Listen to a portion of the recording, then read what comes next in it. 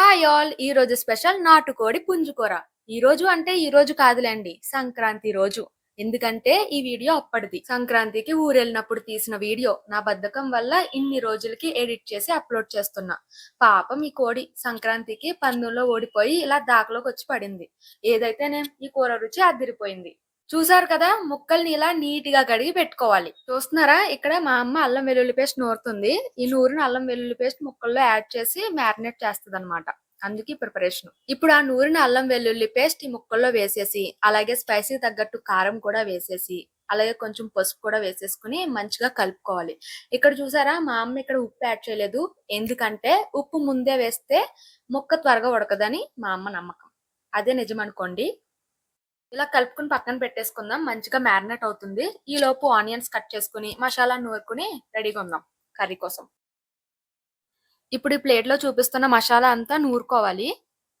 ధనియాలు, జీలకర్ర, జీడిపప్పు, మిరియాలు, గసగసాలు, లవంగాలు, దాల్చిన చెక్క, యాలకులు వీటన్నిటిని నూరుకుందాం.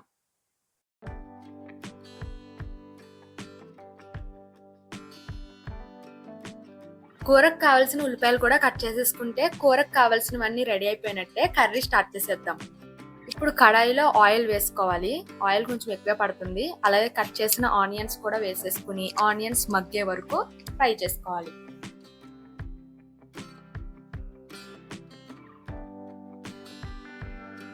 ఇప్పుడు ఆనియన్స్ మగ్గాయి కదా! ఇప్పుడు మ్యారినేట్ చేసిన చికెన్ యాడ్ చేసేసి హై ఫ్లేమ్‌లో ఒక 2 మినిట్స్ ఫ్రై చేసుకోవాలి.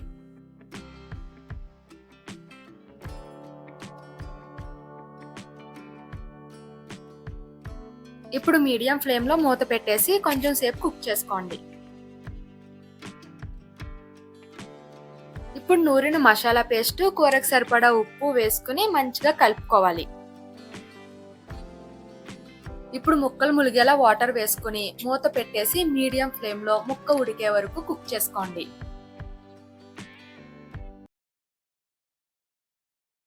కుక్కర్ ఉంటే కుక్కర్‌లో వండడమే బెస్ట్.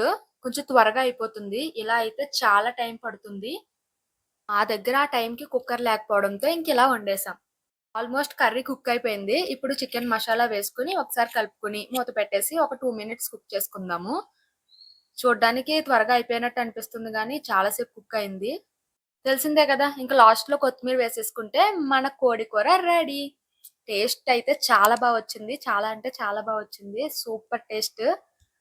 రెసిపీ నచ్చిందా మరి? ఈ రెసిపీ నచ్చిందనే అనుకుంటున్నా.